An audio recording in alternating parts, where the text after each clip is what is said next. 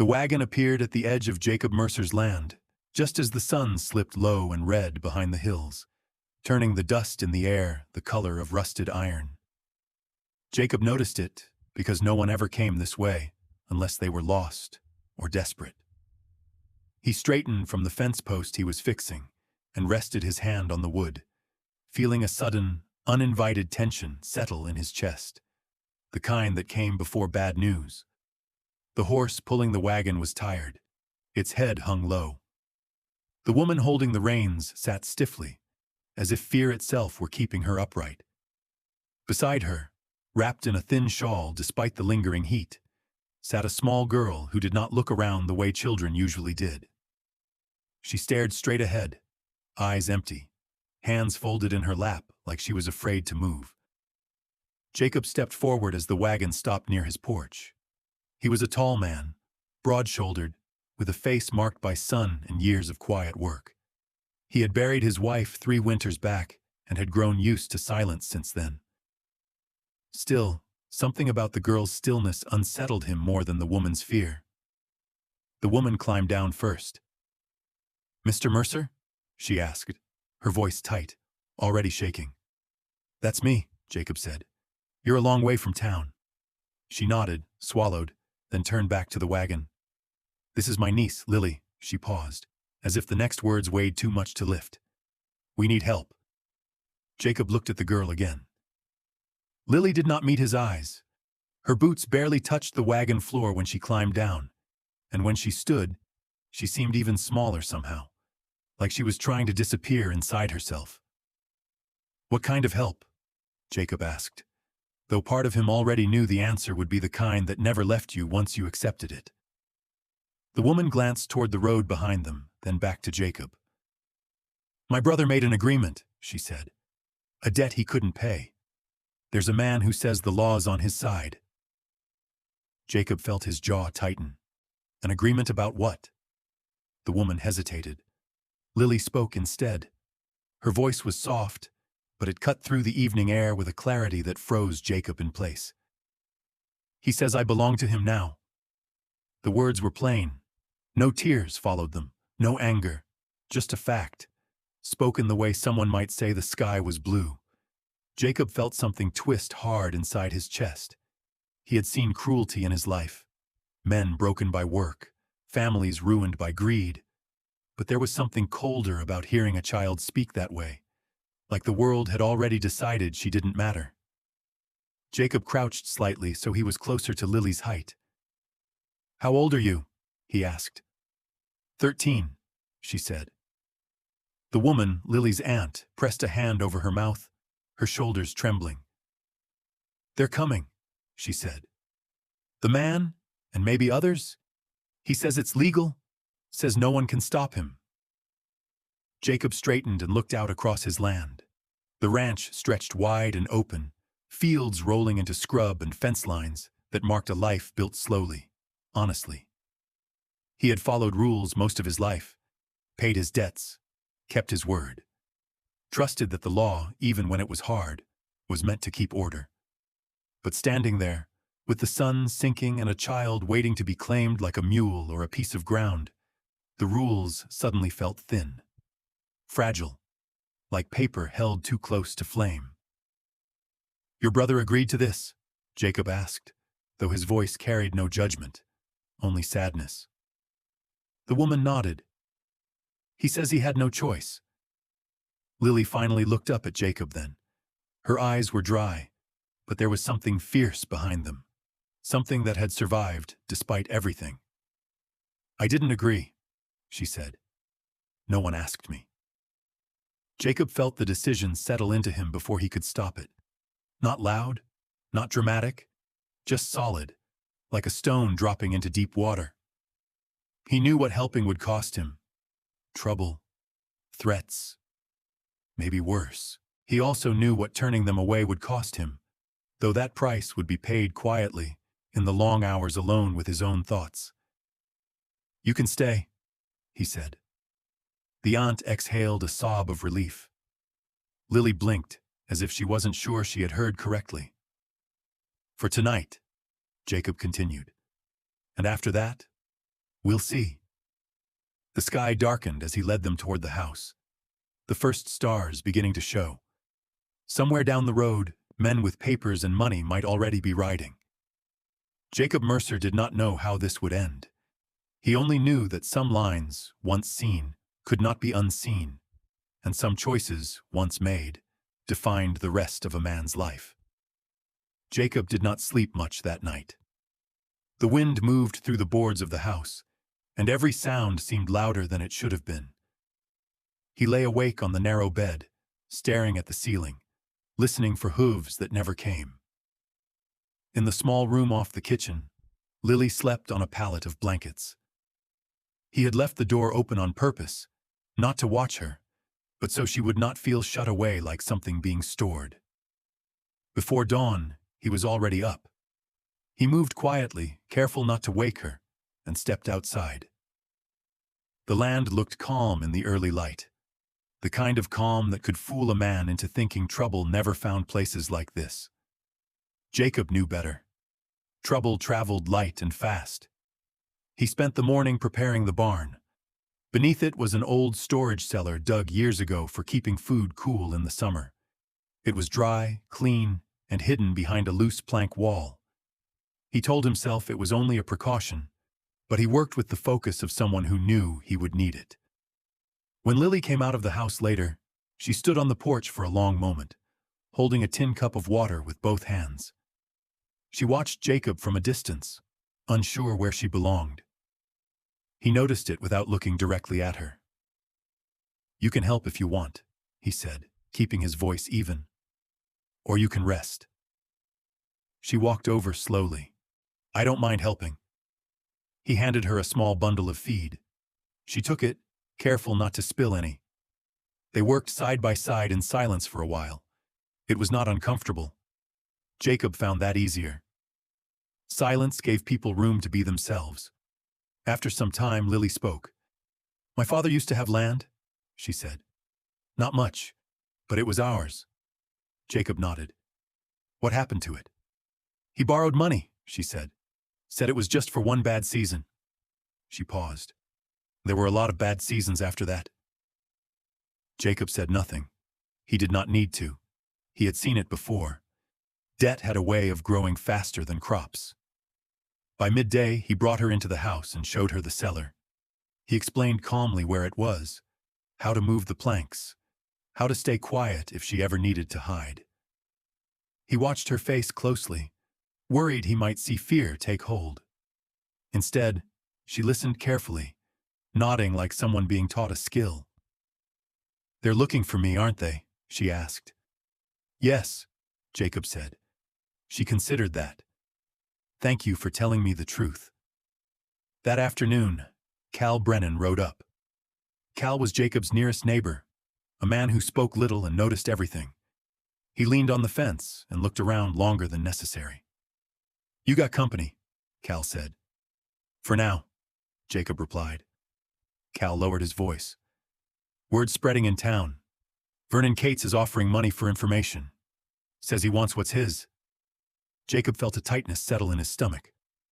"How much?" "Enough to make people listen." Cal studied Jacob's face.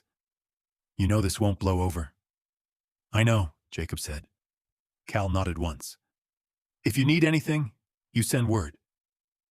As the day wore on, riders passed on the distant road more often than usual. None turned in, but all of them slowed. Jacob felt their eyes on his land, measuring it, judging. That evening, Lily sat at the table, tracing lines in the wood with her finger. "If I leave," she said quietly, "they won't bother you anymore." Jacob looked at her. "That's not your burden to carry." She looked up, surprised. "Everyone always says it is." Jacob shook his head. "They're wrong."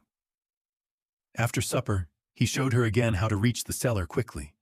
He made her practice once, then twice. Each time she moved faster, steadier. Watching her, Jacob felt something twist inside him.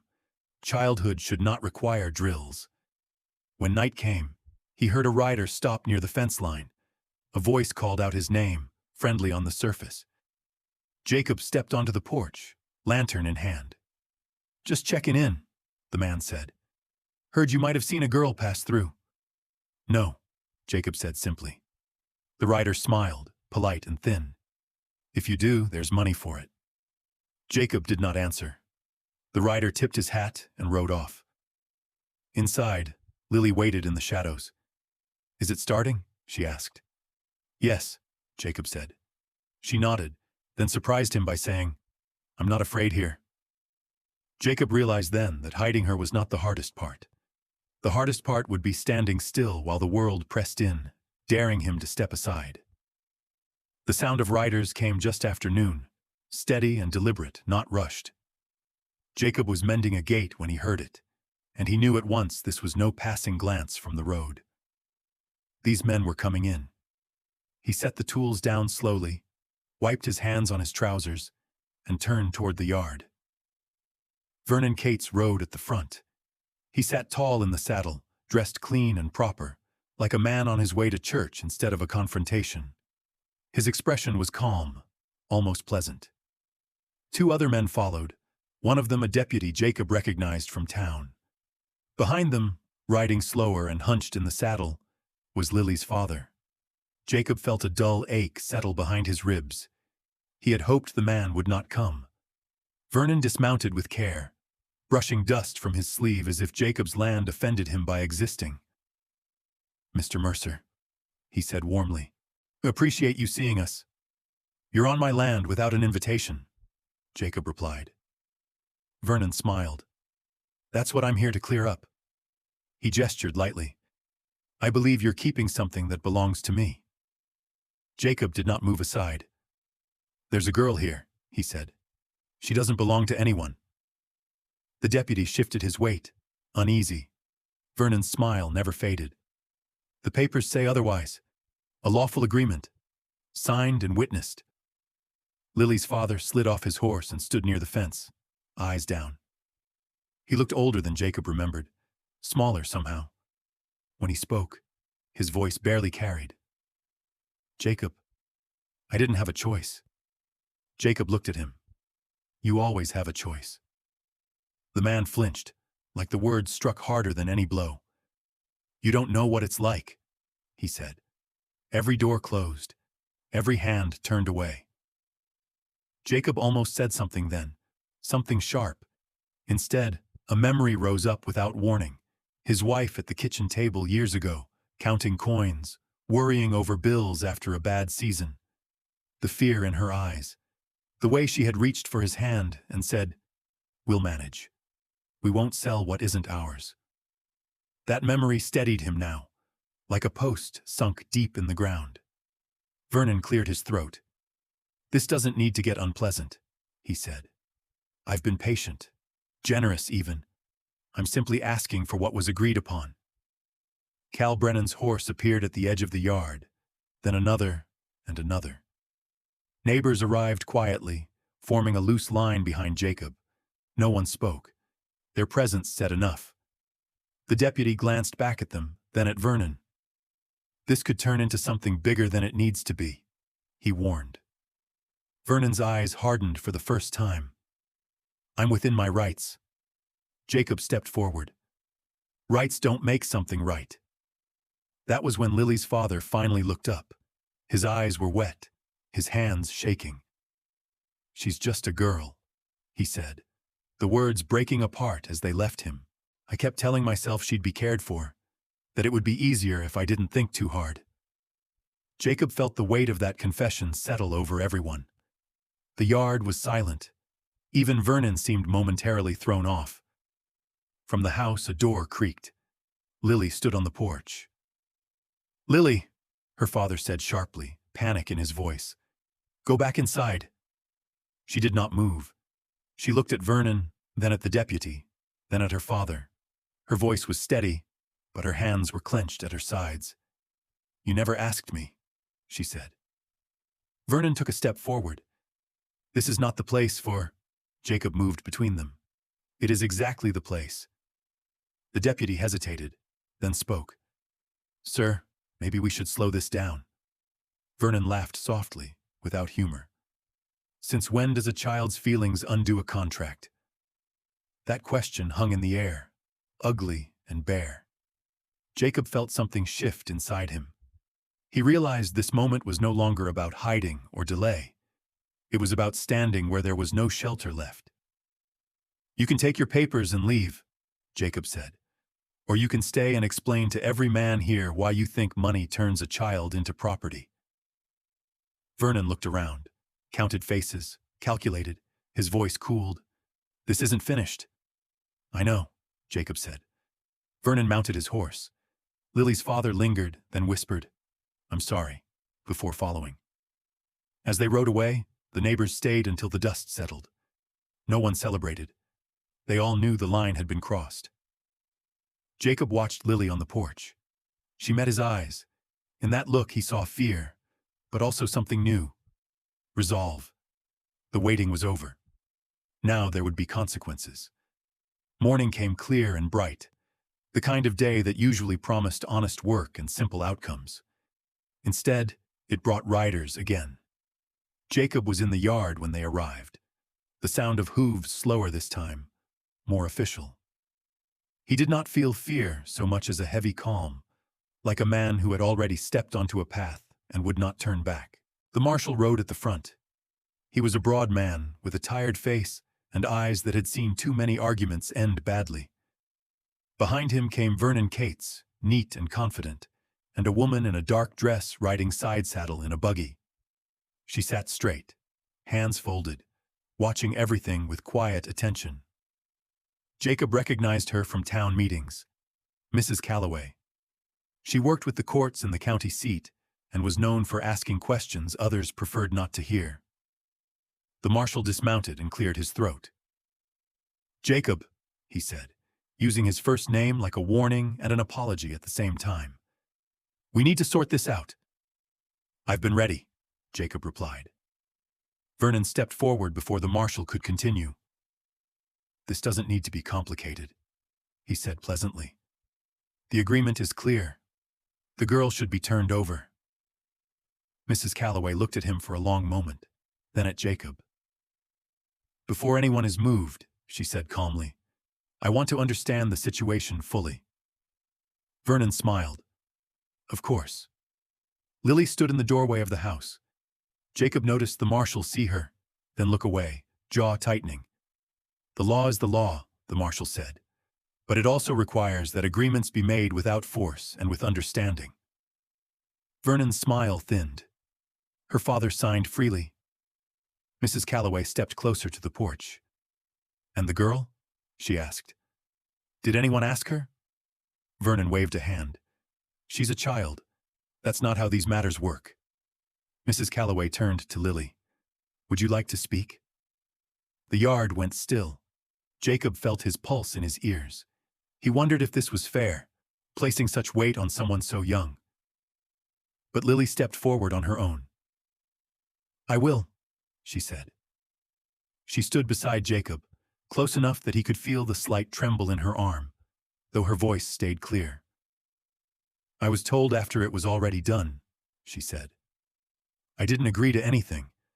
I didn't even understand what they were saying until it was over." Vernon scoffed. Feelings don't undo contracts." Mrs. Calloway's eyes sharpened. "Understanding matters. Consent matters. Age matters." The marshal shifted again. "She is 13, he said quietly. Mrs. Calloway nodded. "Then this agreement cannot stand." She looked directly at Vernon. "No debt gives a person claim over a child. Not here. Not now." Vernon's face flushed. "This is an overreach," he snapped. "You're letting emotion interfere with—" "I am letting conscience speak," Mrs. Calloway said evenly. "And so is the law, when it's read honestly." The marshal let out a slow breath, like a man setting down a heavy load. "She's right," he said. "This ends today." For the first time, Vernon lost his composure. "You'll regret this," he said sharply. "All of you." Mrs. Calloway met his stare without flinching. "That may be," she said, "but not as much as we would regret allowing it." Vernon turned away, his boots grinding against the dirt, and climbed back onto his horse. He did not look back as he rode off. The yard felt strangely empty after they left. Lily stood very still, as if she wasn't sure the ground beneath her was solid yet. The marshal removed his hat. "You did right," he said to Jacob, "even when it made things harder." Jacob nodded, though he felt no pride, only relief mixed with exhaustion. Mrs. Calloway approached Lily. "Arrangements will be made," she said gently. "You'll be safe. You'll have choices." Lily's eyes filled, but she did not cry. She simply nodded. As the riders disappeared down the road, Jacob looked out over his land. Nothing about it had changed, yet everything had. He knew word would spread, that some would approve and others would not. That was fine. What mattered was that a voice had been heard, and a line had been drawn. The wagon rolled away from the ranch just after sunrise, its wheels cutting slow lines into the dirt road. Jacob stood near the fence, his hands resting on the top rail, watching until the shape of it blurred into the pale distance. Lily sat inside beside Mrs. Calloway, her back straight, her face turned forward. She did not look back. Jacob understood why. Some goodbyes were easier when you trusted they were final. The days that followed were quiet again, but the quiet was different. It was no longer empty. Neighbors stopped by more often, sometimes with an excuse, sometimes without one. Cal Brennan came by one evening and leaned against the porch post like he always had. "You did something," Cal said. Jacob shrugged. "I did what needed doing." Cal nodded. "That's usually how it starts?" Seasons passed. The ranch kept demanding the same work it always had. Fences broke. Crops struggled and then recovered. Life went on in its steady way. Jacob aged a little, though he did not notice it much. He still rose before dawn. He still fixed what was broken. But sometimes, when the wind moved through the grass just right, he thought of a small girl standing on his porch, choosing to speak. Years later, on an afternoon warmed by late summer sun, Jacob saw a figure walking up the road. He almost did not recognize her at first. She walked with purpose, her head held high, carrying a small bag over one shoulder. When she reached the gate, she stopped and waited. Jacob approached slowly. The young woman smiled. "Mr. Mercer," she said. He searched her face, then saw it, the same eyes, clearer now. "Lily." She nodded. "I wasn't sure you'd remember me." "I would," Jacob said. "Always." She told him about her life as they sat on the porch, about school, about learning to read and write well, about helping other children who had no one to speak for them yet. She did not speak with anger. She spoke with gratitude and with a calm strength that surprised him. "You gave me time," she said. "Time to grow up before the world decided who I was." Jacob shook his head. "You did the hardest part yourself." She smiled at that. "Maybe, but I learned something here." She looked out over the land. That one person can stand still when others step aside. They sat in silence for a while. The sun dipped lower, painting the fields in gold. Lily rose and walked to the fence, resting her hands where Jacob had stood years ago. "I came back to say thank you," she said, "and to tell you it mattered." Jacob watched her go when she finally left, just as he had years before. The road was the same. The dust settled the same way. But he knew now that choices echoed farther than fences or fields. As evening fell, Jacob returned to his work, slower than he used to be, but steady. The world beyond his land was still full of hard bargains and quiet cruelty. He could not change all of it. But once, when it counted, he had chosen not to look away. And somewhere beyond the horizon, that choice was still moving forward, carried by a life that had been allowed to begin on its own terms. Some stories end when the trouble passes. Others continue in the lives that follow,